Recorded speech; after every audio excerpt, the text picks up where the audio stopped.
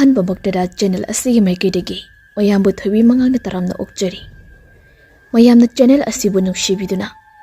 Like comment share अमदी subscribe तौबा काउबिरंगनु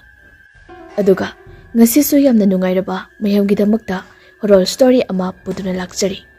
wari asigi mamingna khudolpot wari asibu ibirakpana amit kumar huidromba aduri mayam wari asi kari kamdo wana haibado mayam punna amuk taminarasi taramdai numit ke masak mangalna yeibada phazaraba labuk lamangi haina humna jagoi sariba phauna sing aduna piriba phazaba nungaiba ithil kaya adu phingau setleduna mataroi singa lakminariba ganga gi maphamdadi langnabu oina thoklari karigidi oiroi punsida asi yauna ningba kaiba asa yaudrabagomna hinkini khallubada adubu ngasidi mangda phawba mangludaba amana ganga gi maphamda tholakpa asidadi taibang panba asi mathak maka onbaga chapmanakri mahaki maong matau asi chap chana khanglibi mataroi sing adunasu thoina ma nungai roidaba wamakti ngangdi mata ganga na nungai triba asida pukning themjinbi dipa ganga nanga de maina sum unga leiradi yaroi aikhoina hairise nang khara sukalu nangi phana bangal tani hari singse tina haukhre punsida asumna tho utam lambana ne khando ase aikoi su nungai di nangi laibakse ado sum khanjilaga ungduna leiradine aikoi kamaina hingadi ganga mama nebi singna hairiba adu wa machet amata pakumpidi magi sapam dokpa yum halakpagi lambida lakli mamai adu non thaduna isuk suppa makai atai di su mahaki nagyet amadi tung inarakli adubu magi yum mapa yaunarakpada amamam ani leithana hori ganga ga khara hena naksinana luinaba moi ani si khakta ngairi makhoi ani dumadi ganga ga punna ganga gi yumda changminarei makhoi changlakpadu ubada mapabung maipakti hainadi sauning boy kari boy hutlai thok tuna chatki madu angang naha ahum sina sukhangi ganga di mahagi kada changlakhibaga phamungda hipthaduna makholdi thokta mitlu ani dagi pirang chadum taba makai awa chaina khangli mama nabi ani disu thempham di khangdi table da leiriba life video aduda amuk ye ganga da amuk yeng tawduna tawfom khangda leiri adubu thengzilakpa matamdadi mama nabi ani sisu mayumda hanakri ganga su khara makai di phari mamai mamito ipom pomba makai yasanglakpagi hangtoktuna leiriba thongnau adudagi nongzabi adubu haifet yenglamlaga thongnau adu lonsali aduga blab adu fathali table mathak aduda mahakna luna cheksina thamjarakpa life video adudi machi lengdana leiri madu yengduna haukraba wari singbu ningsingli ngasigi numit asi mahakna mahaki thawai makni khanjariba nandagi soratni laikai thangnaruba amadi imung manung yauna khangnaruba oibana sorat adu chatlubani ngasi adubu haujikti aroiba mathau mangam suloirabanina ganga tarak naitom oina yum asida leiri mama mapa amadi mabung amaga leizaba imungni adoki mati wakhal haksang waba matam haibado oiribani ganga chak inthinungwaina sadana mahaki ka aduda adum sangduna leikri phamungda hepli kangkal di thari adubu mai adude muthatri longna heptuna sumsum haukraba nungshiraba wari kya do ningsingli adubu table da leiriba nandana piramba life video asidi kamdauri nungsinani haigadori bra natraga karinani haigadori badu khangdi life video adu tamna masa mathanta lengai madugi lengakpagi mami adu blab ki mangal aduna kangkhalna tarakpada ganga wakhal amada unglubado madu ubada phatlawna yenglai adubu karisu ahungbadi leiramde bhavna oira male khandoktuna ganga hanagi wakhal aduda amuk leikri hantaksu life video adugi mamai adu tapna gangaromda onsilai aduga sakpamsu hongdaba life video aduna ganga bu chadabu makai yengbagi maung amada leikri madu ganga di kari sukhang banati phanak kuina ganga tumthaba yadana leiri tumba yamalaktraba asidadi famungdagi hawgatuna thori aduga table adugi chowkri aduda fammi table adu maktada khiliba live video adu yengduna amo hawkhirba wari amamuk ningsinglai matam aduda kalen thagi nungsa yetlauna saba matamni nami yungba matam aduda haina khibagi matong inna khul matai chingya aduda ganga do nandabu lakpa ngairi sagraba nungsa marek asida omchaknariba marek asida kuina ngaibagi ganga adu sauninglabani adabo nanda du hobe hobe poyum ama tawduna chelei adabo ganga di mahakpu kuina ngaheli haiduna warauduna leiribani ganga karino haujita yoraisiba nanda ado amukta ngai khosi kari male aina puraise nangi poto ai ngai benati nang ngai risi ado amta di paithokhidu ba kadorage ganga kari machingla abano khangde nandana pura iwa poyom ado makutagi munduna laktana langthoi poyom adu su makhada tarakpa matamda manungdagi fajakraba life debi ama paithoraktuna ganga adu wangang ngamda chap lepkri mifam amata hongduna life debi aduda munni yengduna lei madu ubada nandasu pukning penjari aduga tapna samna hairi nangna hanuwai life debi labiona adum haigibado aina khwaidigi fajaba life debi ama koithi bani aduga leirega pura isni nangi bigena matang asida wa makata banang dringai ganga adu parap sinkhri aduga makhada tariba life debi adu khungatuna makutna phattaba taithoktuna life debi adubu munna yengzaduna lei wai asining singluba matamda ganga mamit adu pirang chintharei adubu tanja asida tunglomdagi phaklangda paliba thonau adu machi khara lengduna hangdorakpagi makholdo tarakpada ganga tung onthoi mahana onthorakpada so thonau adu khare khajik hangdokpado uri ganga di wakal amadum khali madudi mahakna mahaki nuksijaba aduna piramba khudol asibu yengzaduna mahakpu thamoi sekna ningsingjaba asida taibang pal thadokraba thawai aduna mahaki manakta yengba ngamdraduna laklibra haina khali asina maram oiraga ganga ado life hedebi ado thammi aduga thongnau romda thoglai aduga thongnau ado tapna hangdoi pali amagi wangmada uriba labuk lamhang adugi hek mathakta thokliba thaja adabu yengduna awa machak amu khangli machinda tumina asumna sonji tamoja ai awabase nangna yengba ngamdraduna ai gi nakta nang lengdana leiri haibado ulibra adabu mahagna asumna tawringai tunglomgi table da khilleba life debi adudi mamai adu tapna ganga di yenglei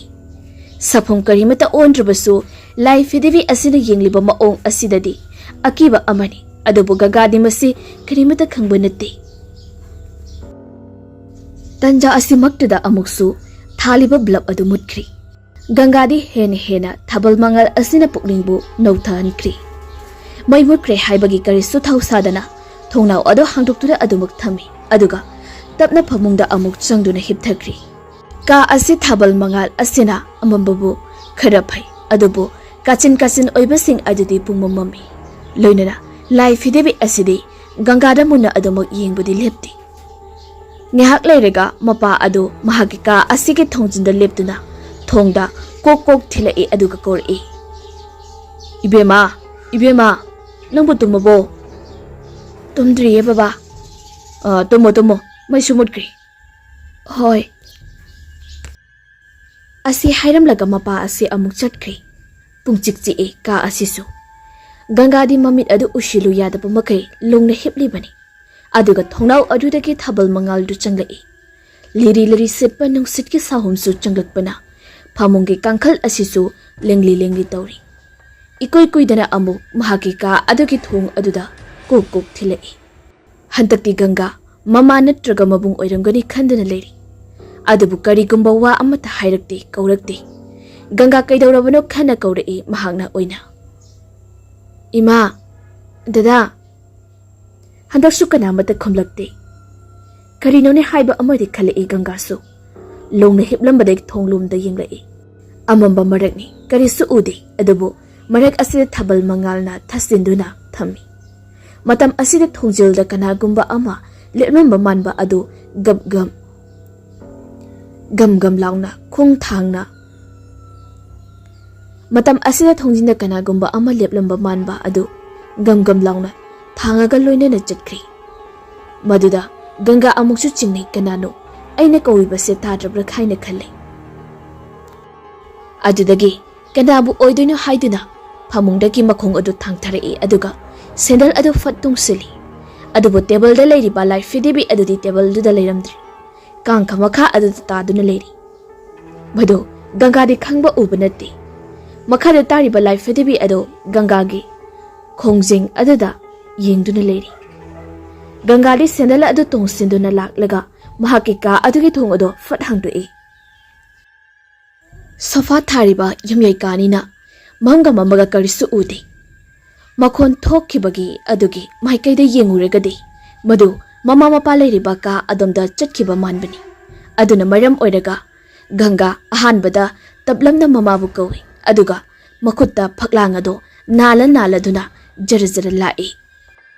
Adubu khangaudana mahaki hek mamangda mama Binodini di aduna makut ado maiki khetuna kindle do chukhatpada Ganga adu khangpre khangni lawi loina da Binodini so khangpre khangni lawi matam aduda ka manungda lehauba mapana kaidoragi hanglai adubu Ganga amadi Binodini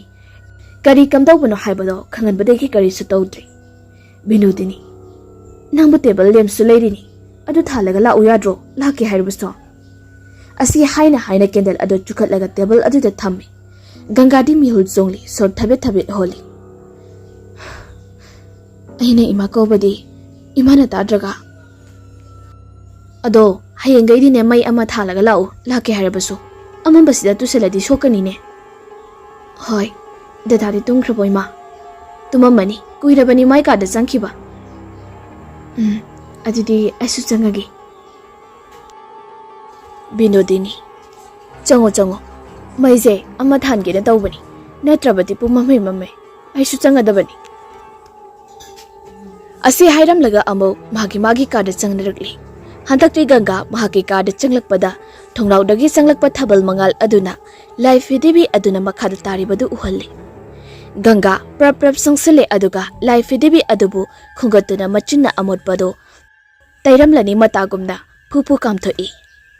Maduda life hidibi adugi masam sing adu phara haibada Ganga wakal amada ungluri aduna masada swai lawi aduga nuksat kamliba adu chaplepi. Ngayaktang life hidibi aduda munde yengubadadi Ganga kadamdagi lakpa wakal no khangdi akiba ama faurukpadagi khonglei thuna life hidibi adu table da thami aduga phamungda kakhatuna phajub singkhatuna hippi. Hauzik waida mamaga thengna khiba aduga nungdang amamba marakta life hidibi adubu yenguba haiba ani asigi thodok asida Ganga akiba ama tamna faurei. Aduna maram oiraga phajubtu wangna mamai ado chingkhatuna faklang lomda onsinduna hippi. Table dana life hidibi adu ningai dana fammi. Ganga gi wakal de khalei life hidibi adu thawai panba amagumna mangonda yenga iboiningi. Aduga amuksu tamna machi lengduna mahaki madak tamna life hidibi adu changa ibani haida Ganga na wakal do pangsada sagat bahurei. Aduna maram oiraga pangkida kiba helakli tu khyau fawba chongba haurakli. Aduna maram oiraga masa mathantana sagatchaba wakal mayamna life hidibi asibu ngayaktang asida aduki mati akiba posak ama uhenkri. Ganga akiba asi koknanaba tafom khangdraduna fuk haugalei. Aduga table aduda thamiba life hidibi adubu tapai aduga hangdoktuna leiriba thongdaw adomda lai. Thabal mangal aduda life hidibi ado haifet yenduna langthokige tawi adubu khudak simaktada wakal amana amu mahagi thabak asi thinthar halai. Nanda laidido aina nangidamoktani haiduna matam kaya changna thiraga leiraga purakpani aduna nang madu jiksinna aimukni khana thambiyo ko. Waising asi Ganga ki nakungbaktada hana haikiba wa oirabaso hausing ma hairakpadona tarei. Maduna maram oiraga Ganga life hidibi ado hundokpa ngamdri. Nungsibagi damaktadi wasak ngakna nandana pamjaramba adu kaihallaroigi khanna wakhal punam adu masa matanda fathajaraga life hedebi adu amok pusilai aduga table mathak aduda thami larik mayam adugi mathakta phamhanduna thamli ngihak munna yengame aduga thongrau adu lonsilamlaga amok phamungdu tumba changkri handakti ahenba wakan khanjindana sokthara haksang asibu tapna pothakri nongali yahongan ba mi ama oibanina mina hogotna dringai adom mikap tholakton hogatli imongi midi loinabu hogatlabani ganga sumasama o sengdokpa loirega chaglakpada yumjaida thamliba table aduda life fidebi ado phamduna leiramba aduda jingnaba ama phaurekli achatpa masam ado fadi aduna taithok mamabu kawi mama su morning lomdagi changlai binodini kaidorage nangna hanjin kauri dubo ima nang aigi kadu changambro masige sangdena kaidorage kari leiramdrage laidi se sida kana na puthoromino haima aidi nangi pochai gam ta paidi ko laidi bisi de ngarang nungtang nangna puthorami dudi ha aiba ngarang mai mukrakanda nana tholakpadu da paira idudi wai so hairakpada ganga aduki mate ngakpa ama oikri mamana hairiba asi mahakti kari su khangdri sungta thajadri aduna maram oiriga matau karamna life fidibi asi ayu asida leramlino khanna lehori aduga mama adudi maninglomda amo mahaki ngangbam thokpadu ngangang thokri ganga chingnabadi khara fauri karigomba ama tawri haibasi adubu mahakna khanjaba thawaimakni khanjakhiba adugi nungshiba aduna nungshi ichelomda oina pusinkri mahake chingnaba ado thamoi tinena nungshina khiba oiduna maram oiraga sikraba taibangpal asti thadutuna charkhrabasu thawai mahakna mahake manakta lakpibani khali ganga karigomba matamdasu adubu yumda shumla shinba da wakhal phaksili phumbangai haiduna ganga mathanta mapanda tholei aduga thongal wangba lanna chatkri mahake handaki matau asisu mahake mataroi singna mumutane khanglibanina tina amasung dipasu lai loina le lambida makoi ahum thengnari wari sum saduna lakpana labuki chidai oiriba upal wapal kaya hauriba mafam adu yorakpadai ngihak phamkhisi haiduna makoi ahumdu famthei dipana ado ganga ai wahamadi nawanda haigi nang lanadi launu ko lauroi kai wano adum hairosi aina haidoise nang phaning baini ko ganga nokningda dipa de yengduna noglei mombon minok ama dipa dhanandana piramba photo chithi ga de leiriba leirambani ado madu adom aina leirabadi ma kaukthokpa ngamlaroi aduna aina mai loina thadokhreda dipa adu yam pharabani yamna kahoningbagi wadi nati ado leikhidraba mi amagi potlam charam lehobase apha nungai oigande hai aduna nangondasu awapata haningda tawbani nanglana launu ko aina harise tinana amu adubudi dipana haisi yam summi akhoi bo hina haibadasu yamna naksinaramba migi leikhidraba matungdane pochele hobase karino made dum thoi hai wahe asi tarakpada ganga ado mahaki yumda lehoriba life dibi ado fatning singlai mahaki masak matau aduna mokai ani durasu kaidorage hanglai adabu ganga nadi madu haidoktri amuksu mataroi sing asina hariba asi thaji adabu amuksu mahaki nandana piramba achatpa khudol adabu lengdana thamningi manganingdi aduna ani asigi marakta ganga lei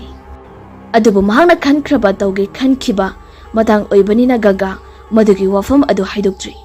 adubu makhatana dipana asumna amuk harakli akhoi magi mama abokto aduda koi pupuga yam nusinana na yam palakpani hai makhoi anigi nuksinabada lekai aduda maming yamna chatle mina yamna kalak sonari hai ado pupudo adum chahi yankai khari helakpada legidi hai aduda bokto pupugi lehauba pochei amatane mangan siade hai adubu laikai miyamnane namdana tawraga phiron khara do loina mai thadokibani hai ado mana lonane pupugi phurit ama losilagane magi mopak makhadane thamjilamba jani ado ikui dana abokto choron paron londa lole hai pupuna kauri da hai aduga adum wakhaldo choiraktana adum chahi 3-9 surakpada legide hai aduga yengnaro kandadi phurit ama lerambado thengnarakpani hai aduna warido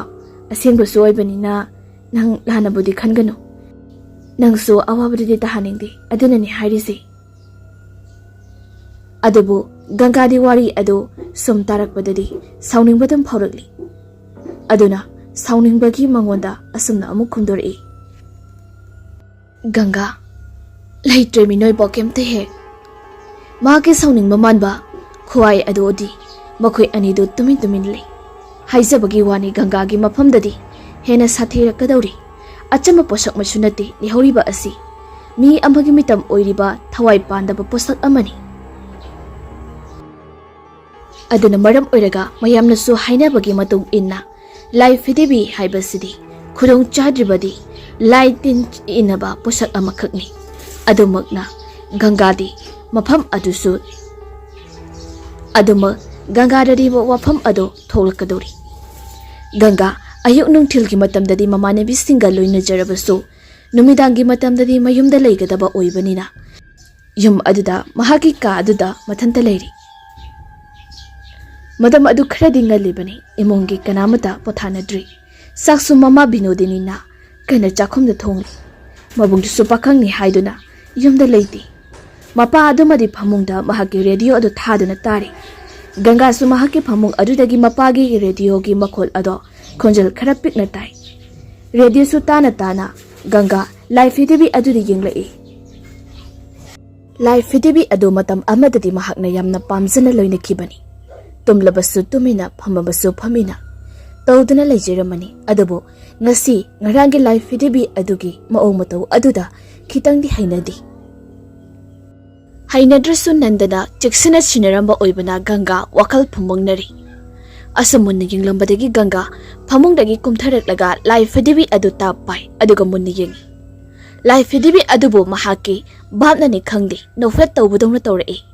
maduda ganga sor sangna honto aga live hidibi adu mahaki upu adu hangdoktuna marungduda hapsinkri aduga solon sinduna thamkri aduga amo phamungduda changlaktuna hipna mapagi radio adusu shumtai radio aduda lakliba lila adu tamna tapna khonjal onthokri akiba wangangba amadi kappa laubagi khonjal kaya marum tamna tapna yaurokpa adudagi ganga adu wari tamna tarambadagi mamit mana adu khangsing singlai manakung adu thangatuna radio da thokliba makol sing adu munna tasili matam aduda mahaki maming ganga haina panba phauba yaurokpadagi ganga adu tu khyawlongna chungni matam aduda pakhatpai lakpoi mapa adu kawi mapa adudi radio ga leiminabanina radio gi khonjal duna fajana sena tadri adubu ganga na hanjin kawrakpadagi di mapa adu radio da tapna leitharaga khumlai kadore bema ngasai de hanjin kawrise tadro pabana tahaudre kadoragi minangba radio lila do kelilano duduba tabdi am haina de muthalo ho tapna leitharage se asi haidana hatak de radio adu tapna leitra khaba male karimata tadre ganga so phungkat lu badawna tapna hontor e aduga wakal adu khara yang badawna tawri khanna hek hiptarak pagadi kokam monga thengnaba matam aduda upu aduda kokok lauba makol ama tarai aduda amuk ganga adu mamai do fatlai thoktuni yingi upudi karimata tawdi adubo makol ama thokre haibasidi khangi aduna mana adu thangatuna mamituna munna upu aduda yengduna le handakti karisu makhol tholakdri amuksu khalai babna phamanduna pangtada tarabra haina aduna amuksu hek hipthara akpani handa musa hanagumna kok lawba makhol ama thorakpa adudadi gagapu hogatuna upu aduda munni yingi ꯀꯔꯤꯅꯣꯃ ꯇꯧꯔꯦ ꯍꯥꯏꯕꯁꯦ ꯍꯟꯗꯛꯇꯤ ꯆꯞ ꯆꯥꯅ ꯌꯦꯡꯂꯒꯦ ꯈꯜꯂꯤ꯫ ꯒꯪꯒꯥ ꯇꯞꯅ ꯐꯃꯨꯡꯗꯒꯤ ꯀꯨꯝꯊꯔꯛꯏ꯫ Table ꯃꯊꯛꯇ ꯊꯝꯂꯤꯕ ꯎꯄꯨ ꯁꯣ ꯑꯗꯨ ꯇꯞꯅ ꯄꯥꯏ꯫ ꯑꯗꯨꯒ ꯎꯄꯨ ꯑꯗꯨ ꯇꯞꯅ ꯆꯪꯂꯛꯏ꯫ ꯁꯣ ꯑꯗꯨ ꯇꯧꯔꯒ ꯎꯄꯨ ꯑꯗꯨ ꯇꯞꯅ ꯍꯥꯡꯗꯣꯛꯂꯨꯕꯗꯗꯤ ꯂꯥꯏ ꯐꯤꯗꯤꯕꯤ ꯑꯗꯨ ꯎꯄꯨ ꯃꯅꯨꯡꯗꯒꯤ ꯃꯈꯥꯗ ꯇꯥꯔꯛꯏ꯫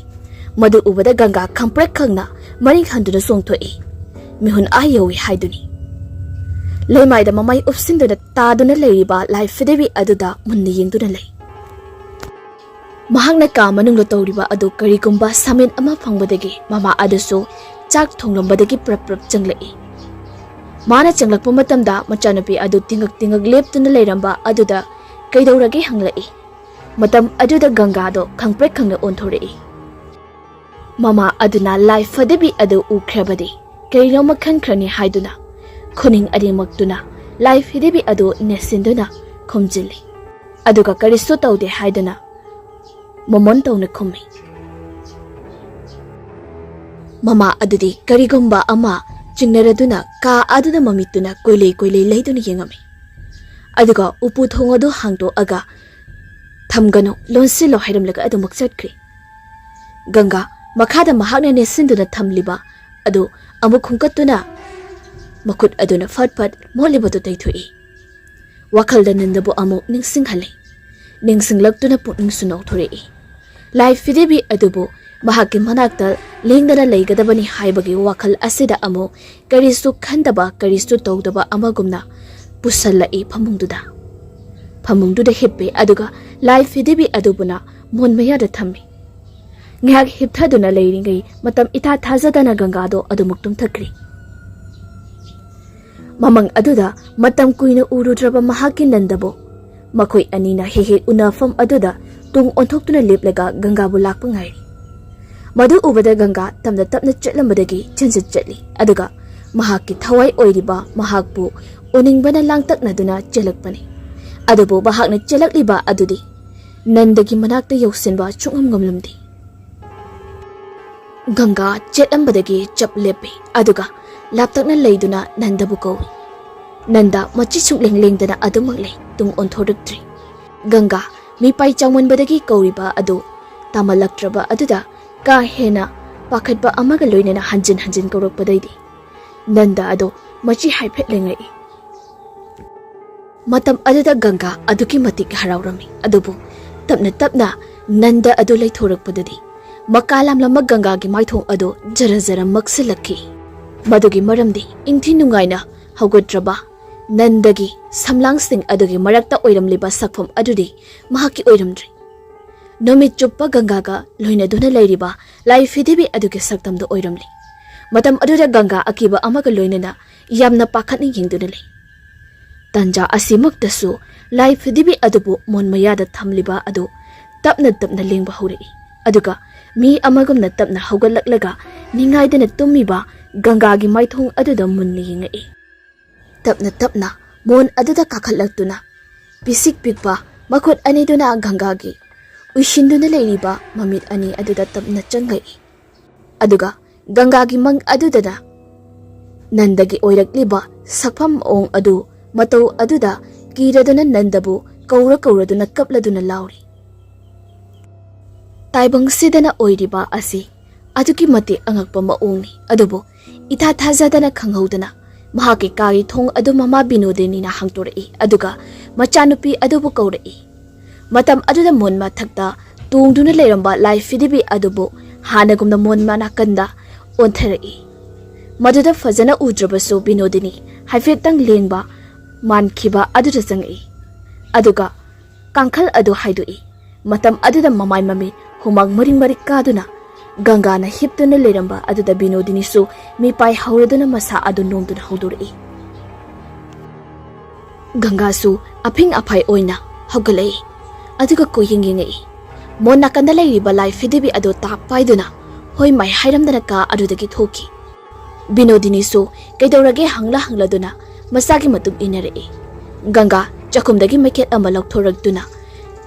ꯃꯅꯤꯡꯊꯣꯡꯗꯣ ꯐꯠ ꯍꯥꯡꯗꯣꯛꯈꯤ ꯑꯗꯨꯒ ꯃꯩꯈꯦꯠꯇꯨ ꯆꯨꯈꯠꯇꯨꯅ ꯂꯥꯏ ꯐꯤꯗꯤꯕꯤ ꯑꯗꯨ ꯃꯩ ꯊꯥꯅꯅꯕ ꯍꯣꯠꯅꯔꯛꯏ꯫ ꯃꯇꯝ ꯑꯗꯨꯗ ꯕꯤꯅꯣꯗꯤꯅꯤꯁꯨ ꯄ꯭ꯔꯞ ꯆꯦꯟꯊꯣꯔꯛꯏ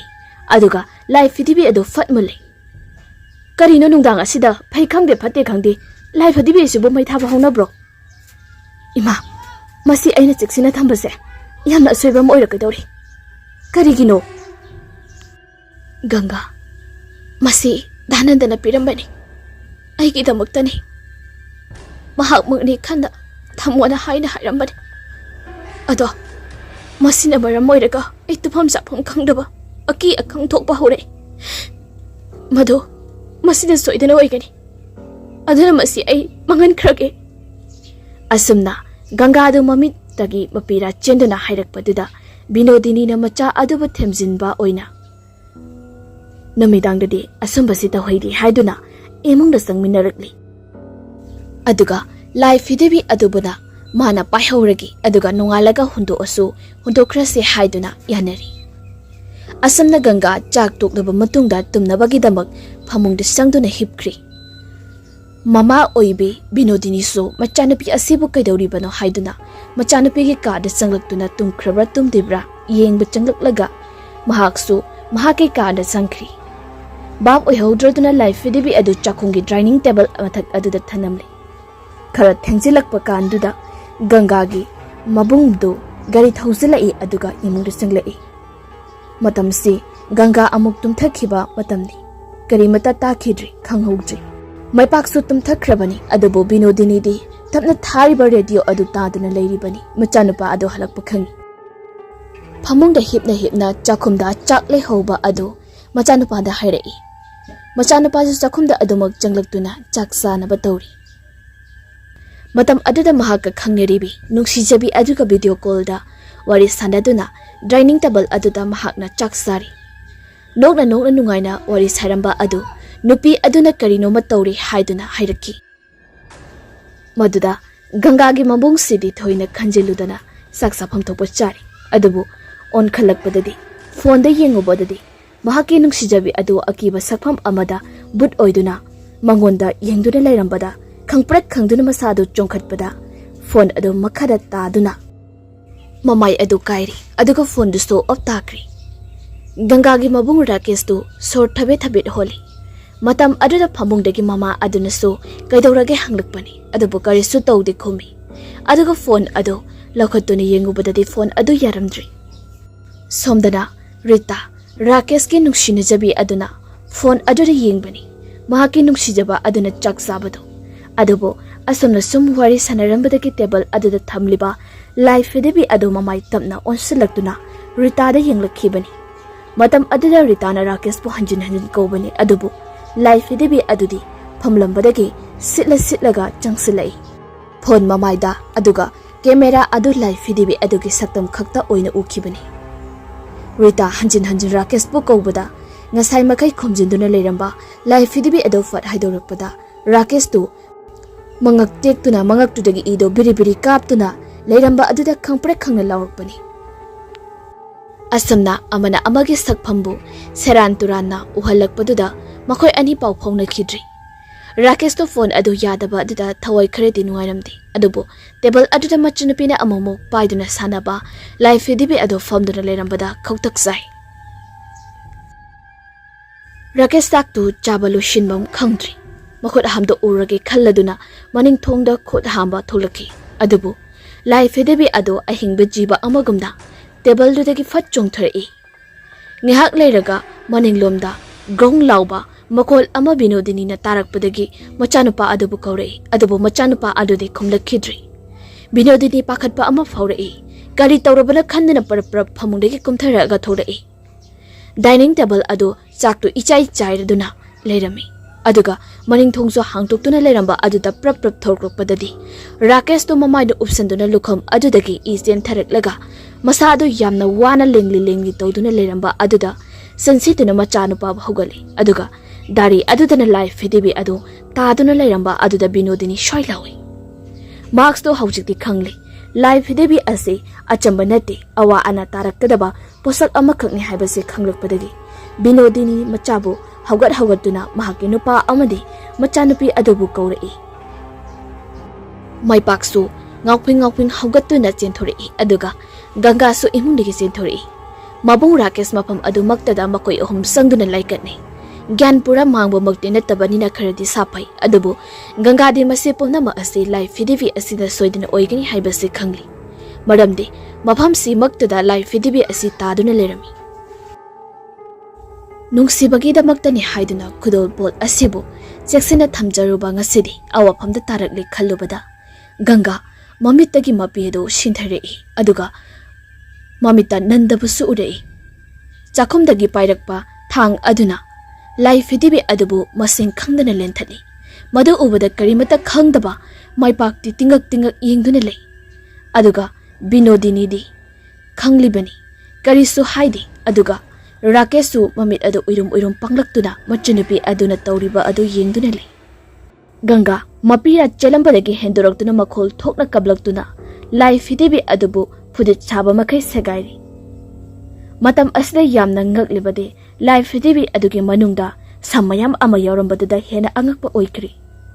madu ubada makhoi pumnamak tuchingnei adubu panthaba tawduna Ganga phudit charaba lai fidibi adubu mai thadoi May thadokpa matamdasu lai fidibi ado may sakpada igumba angangba mahi mayam ama chenthari aduga thau may hawbadongna brang hawi adubu may ado mulasanu matagumna mathaw maram khangdaba may kay salai khangdana silakpa nungsitnasu